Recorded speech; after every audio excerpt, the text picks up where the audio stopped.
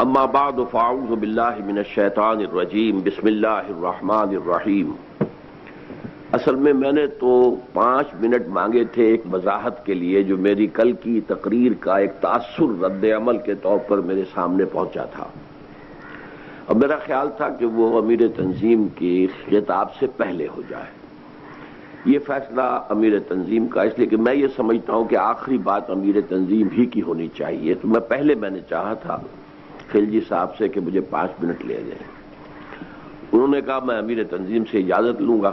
وہ اجازت میں مزید گڑبڑ یہ ہو گئی کہ وہ اجازت ایک بعد کی ہوئی، نمبر 1، اور نمبر 2 یہ کہ دعا بھی پھر میں مانگوں۔ وہ جو وضاحت ہے، اس وضاحت کے بیان کرنے سے پہلے میں ایک لطیفہ آپ کو سنا دوں۔ ہمارے ایک دوست تھے، اب فوت ہو گئے ہیں، میاں منظور الحق، بہت بڑے کاروباری آدمی تھے، ٹینری تھی بہت بڑی ان کی۔ وہ ایک دفعہ گئے، یہ کافی پرانی بات ہے، وہ جو سیکریٹری انڈسٹری تھے، کوئی کام تھا ان سے، وہ بنگالی تھے، تو چپڑاسی بھی تھا، وہ چپڑاسی سے کوئی غلطی ہوئی تو وہ بنگالی سیکریٹری صاحب نے انہیں بہت سختی سے ڈانٹ دیا، اس کا بیچارے کا منہ اتر گیا اور وہ باہر چلا گیا۔ اس کے بعد گفتگو کر رہے تھے میاں صاحب سے، اچانک خیال آیا، روب جاستی پڑ گیا، یعنی جاستی آپ سمجھتے ہیں یہ بنگالی میں زیادہ کے لیے، اسے خیال آیا کہ میں نے جو زیادہ ڈانٹ دیا ہے تو روب جاستی پڑ گیا ہے اس پر، تو اس کو بلایا اور پھر یعنی اپنی خندہ پیشانی کے ساتھ اس سے کہا کہ بھئی یہ کام کر لو، تاکہ اسے اندازہ ہو جائے کہ وہ غصے کی کیفیت ختم ہو گئی ہے۔ تو میں سمجھتا ہوں کہ میری تقریر سے بھی کل روب کچھ جاستی پڑ گیا ہے، تو اس حوالے سے میں وضاحت کرنا چاہتا ہوں کہ دیکھیے، ہم جب مطالبہ کریں گے تو ہم تو آپ کو آخری اونچی منزل دکھائیں گے، نصب العین کیا ہے، کہاں پہنچنا ہے۔ اب یہ کہ کون کہاں تک پہنچ سکے گا، یہ انفرادی محنت پر ہے، انفرادی مشقت پر ہے، مزید برآں شاکلہ پر بھی ہے۔ شاکلہ جو ہے انسان کا، وہ جن والدین سے جینز لے کر دنیا میں آیا ہے، وہ جس ماحول میں پلا بڑھا ہے، اس سے ایک شاکلہ بن جاتا ہے، جسے کہ ہمارے مصری لوگ کہتے ہیں پاٹن، کہ کسی لوہا ڈھالنا ہے کسی خاص شکل میں تو پہلے لکڑی کا اس کا سانچہ بنا دیا جاتا ہے تاکہ لوہے کو پگھلا کر اس میں ڈالا جائے، وہ پاٹن ہوتا ہے۔ تو ہر انسان کا ایک پیٹرن جو ہے، انگریزی میں اسے پیٹرن کہتے ہیں، وہ ان کے جو مستریوں کی زبان پاٹن ہے، تو وہ پاٹن بنا ہوتا ہے، اس سے آگے نہیں نکل سکتا آدمی۔ حضور نے اسی لیے فرمایا کہ خیارکم فی الجاہلیت خیارکم فی الاسلام، الناس کالمعادن، انسان جو ہے وہ معدنیات کے مانند ہے۔ ایک سونے کی معدنیات ہے تو اس کو صاف کریں گے تو سونا بنے گا، ایک چاندے کی معدنیات ہے چاندی، اسے کتنا ہی صاف کر لیں چاندی بنے گی، سونا تو نہیں بنے گا نا، وہ تو معدنیات کا ہے۔ تو ہر انسان جو ہے وہ ایک خاص قسم کی معدنیات لے کر دنیا میں آیا ہے، لیکن اس کے سامنے جو ہے آئیڈیل ہمیں رکھنا ہوگا، یہ ہے منزل، ادھر تمہیں آگے، اور پروگریس کرے گا انسان اپنے پیٹرن کے اندر، اس سے نکل نہیں سکتا۔ nobody can outgrow his skin انگریزی میں کہتے ہیں۔ میں اور موٹا ہو جاؤں، پہلے تھا اب ذرا کم ہو گیا ہوں، لیکن اگر اس سے بھی زیادہ ہو جاتا تو کیا ہوتا، میری کھال اور کھنچ جاتی، وہ کھال سے باہر تو میں نہیں جا سکتا تھا، میں کھال ہی۔ تو اسی طریقے سے انگریزی میں کہتے ہیں you can't outgrow your skin, تو وہ پیٹرن میں بھی انسان رہتا ہے، اسی پیٹرن سے حساب ہے اللہ کے ہاں۔ یہ لا یکلف اللہ نفسا الا وسعها، ابتدائی تقریر میں عزیزم عاکف سعید نے آپ کو اس آیت، تو یہ انتہائی اہم آیات میں سے قرآن کی بار بار آئی ہے کہ ہر شخص کے پیٹرن کے حساب کے اعتبار سے حساب لیا جائے گا۔ وہ اندھے کی لاٹھی نہیں ہے کہ وہ سب کے لیے برابر ایک معیار ہو، نہیں، بلکہ یہ ہے کہ اللہ تعالیٰ ہر ایک کو وہاں پر جو ایسس کرے گا، وہ ایسس کرے گا میں نے اس کو دیا کیا تھا، میں نے اس کو جینز کون سے دیے تھے، کن سے اس کی طرف جو ہے وہ جسم بنا تھا، کس حال میں نے اسے پیدا کیا تھا، اسے میں نے دارالکفر میں پیدا کیا تھا، دارالاسلام میں پیدا کیا تھا، یا دارالخلافہ میں پیدا کر دیا تھا، تو اس حساب سے انسان کی ذمہ داری زیادہ ہوگی یا کم ہوگی۔ تو اس پہلو سے قرآن مجید کے اندر جو بات ہے، ان اللہ اشتری من المؤمنین انفسهم واموالهم بان لهم الجنہ، یہ ایمان کا بنیادی تصور ہے، اللہ ان اہل ایمان سے ان کے جان اور مال خرید چکا، اب اس کے ہے ہی نہیں، اب تو یہ اللہ کی امانت ہے اس کے پاس، جب مطالبہ آئے، اور مطالبہ نبی کی زبان سے آئے گا، تو اسی لیے ان الذین یبایعونک انما یبایعون اللہ، اصل میں تو بیعت اللہ سے ہے۔ ابھی آپ نے کہا ہے کہ میں اللہ کے دین کے لیے خرچ کروں گا، کھپاؤں گا، لگاؤں گا، ہاں آپ نے اطاعت کی بیعت کی ہے میرے تنظیم سے، جو یہ کہیں گے وہ میں کروں گا، اور یہ اپنے ساتھیوں سے بھی مشورہ کریں گے اور یہ کہیں گے۔ تو یہ بات سمجھ لیجئے کہ ہر شخص کے لیے لا یکلف اللہ نفسا الا وسعہا۔ صحابہ سب ایک جیسے تو نہیں تھے، آخر ان میں رتبے کیوں ہیں؟ ان میں ایک وہ تھے اصحاب الصفا جو ہر شے سے فارغ بیٹھے ہوئے، یہ گویا کہ ہم وقت کارکن تھے اس وقت کے، ان کی کوئی تنخواہیں نہیں تھی، کوئی لنگر نہیں تھا، کچھ نہیں تھا، کچھ صدقہ آ گیا تو کھا لیا، نہیں تو نہیں سے، وہ ہم وقت کارکن تھے۔ پھر اس کے بعد ایسے بھی تھے، اور جو عشرہ مبشرہ میں تو زیادہ تر وہی لوگ ہیں جو کاروبار بھی کرتے تھے، پھر عین وقت پر خرچ بھی کر دیتے تھے، خرچ کرنے میں بھی سب برابر نہیں۔ حضرت ابوبکر نے سارا لا کر رکھ دیا، حضرت عمر نے آدھا لا کے رکھ دیا، مقدار میں شاید حضرت ابوبکر کے سارے سے بھی کہیں زیادہ تھا جو حضرت عثمان نے لا کے رکھ دیا۔ لیکن یہ تو پھر انڈیویجول ہے، جیسے میں نے کل کہا تھا جتنا گڑ ڈالیں گے اتنا میٹھا ہوگا۔ اب یہ میرا اور آپ کا امتحان ہے، اسی لیے انفاق میں دیکھیے کس قدر اللہ تعالیٰ نے حکیمانہ انداز اختیار کیا ہے۔ یسألونک ماذا ينفقون، بھائی ہم سے کہا جا رہا خرچ کرو خرچ کرو خرچ کرو، کہاں تک خرچ کریں؟ قل العفو، کہہ دیجئے جو ضرورت سے زائد ہو۔ یہاں پر آپ کو اختیار دے دیا، آپ اپنی ضروریات جو ہے ربڑ کی طرح کھینچتے چلے جائیں گے، یہ بھی ہونا چاہیے، یہ بھی ہونا چاہیے، یہ بھی ہونا چاہیے، یہ بھی ہونا چاہیے، تو آپ کا سارا وقت، ساری توانائی، ساری صلاحیت اسی میں کھپ جائے گی۔ جو بہت خوبصورت شعر ہے عبد القادر بیدل کا رحمۃ اللہ علیہ، اور یہ بہت پسند تھا کس کو؟ شہنشاہ اورنگزیب کو۔ وہ شہنشاہ ہوتے ہوئے ٹوپیاں سی کر اور قرآن نقل کر کے اپنے ذاتی معاش لیتا تھا۔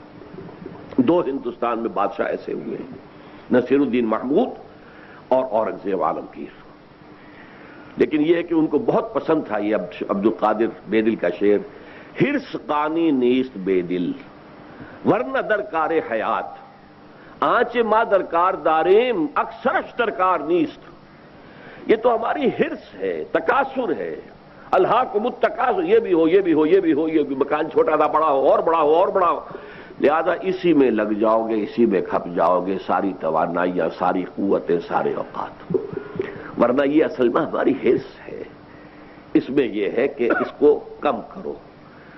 شعر کا آخر کہا ہے کہ ہرس قانی نیست، لیکن بے دل ورنہ درکار، زندگی گزارنے کے لیے آنچ ماں درکار داریم اکثرش درکار نیست۔ جن چیزوں کو ہم نے سمجھ لیا لازمی ہے وہ اکثر ان میں لازم نہیں ہے، یہ ہم نے سمجھ لیا کہ لازم ہے۔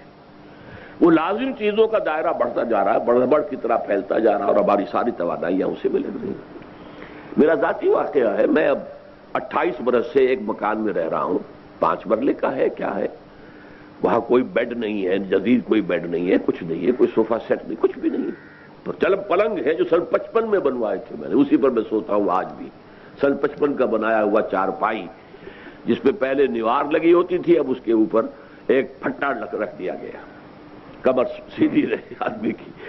تو ڈاکٹر یقین ہے میرے کلاس فیلو، پہلی جماعت سے کلاس فیلو ہیں، وہ ایک دن کہنے لگے کہ میں نے اپنی بیوی سے کہا تھا، اب ان کی ایریا بھی آتی ہے تو اب ان کے ہاں بڑا سا ڈرائنگ روم ہے، یہ ہے، ہمارے پاس کیا ہے، نیچے بس فرش بچھاؤ، آ کے بیٹھ جائے، کچھ ایک چھوٹی سی جو ہے وہاں پہ رکھ دی گئی ہے بینچ سی، کوئی بوڑھی عورت آئے یا کوئی، وہ میرا تو کوئی ڈرائنگ روم ہے ہی نہیں، میرا ڈرائنگ روم میرا آفس ہے، جو انجمن کا آفس ہے اسی میں وہی میرا ڈرائنگ روم ہے۔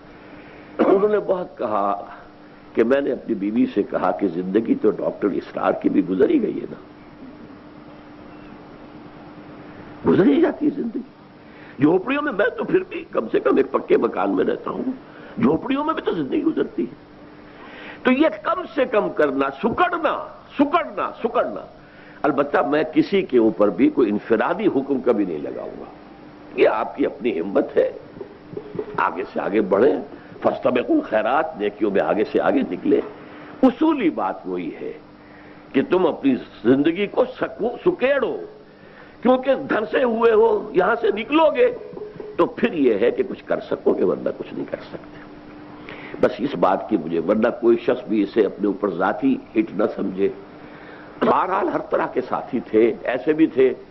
حضرت عمر، انہوں نے ایک اپنے صحابی ساتھی کے ساتھ طے کر لیا تھا، ایک دن دکان پر میں بیٹھوں گا، تم حضور کی صحبت میں گزار لینا، دوسرے دن تم بیٹھنا، میں جا کے حضور کی صحبت. اب ایک تو ہے اصحاب صفہ، ہمہ وقت بیٹھے ہیں، انہوں نے آدھا کر لیا.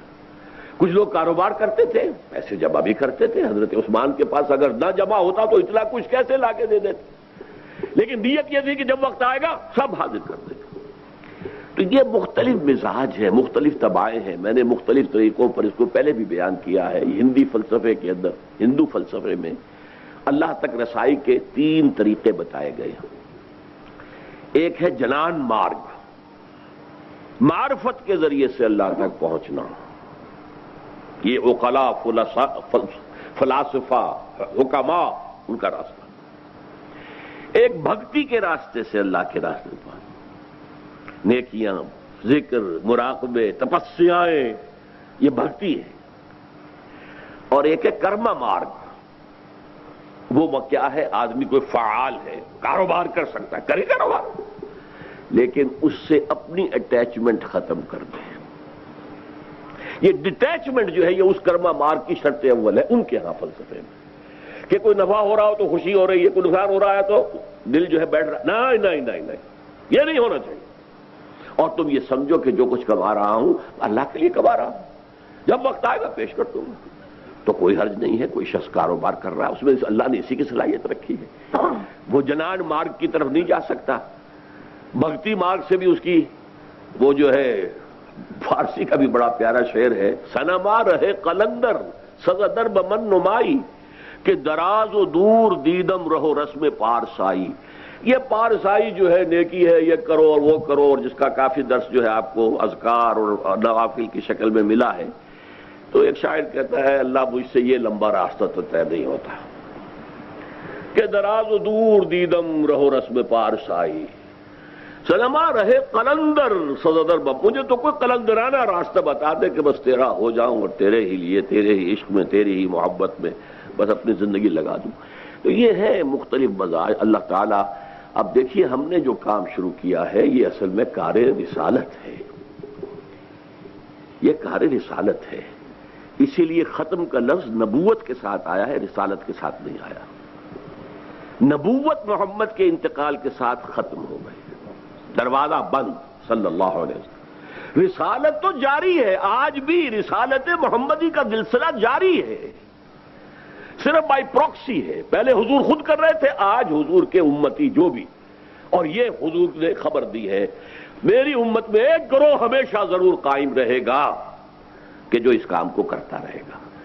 اسی لیے جو حدیث میں آتا ہے بلغوا عنی ولو آیا، انی آن مائی بہاف، جو بھی تم تبلیغ کرتے ہو قرآن کی، آن مائی بہاف ہے، یہ میری تبلیغ ہو رہی ہے تمہارے ذریعے سے. تو اس اعتبار سے یہ کار رسالت ہے جس کے لیے ہم جمع ہوئے ہیں. اس کے لیے منہاج رسالت ہے کہ جو ہم نے اختیار کیا ہے. اللہ تعالیٰ آپ سب کو بھی توفیق دے، مجھے بھی جب تک زندہ رکھے ابھی توفیق دیے رکھے. اب دعا مانگ لیجئے. ہاں، کچھ لوگوں نے بہت زیادہ یہ دعاؤں کی یہاں پر ہیں. ہمارے ڈاکٹر عبد الخالق جو ہیں وہ اس وقت یہاں بیٹھے نظر نہیں آ رہے. ان کے والد صاحب جو ہیں پروفیسر احمد شفیع، ان کا انتقال ہوا ہے حال ہی میں. ایک اور انتقال کی خبر ہے کہ نقیب اسرہ سمن آباد فیصل آباد محمد اشرف کی والدہ وفات پا گئی ہیں. اللہم اغفر لہما وارحمہما وادخلہما فی رحمتک وحاسبہما حسابا یسیرا.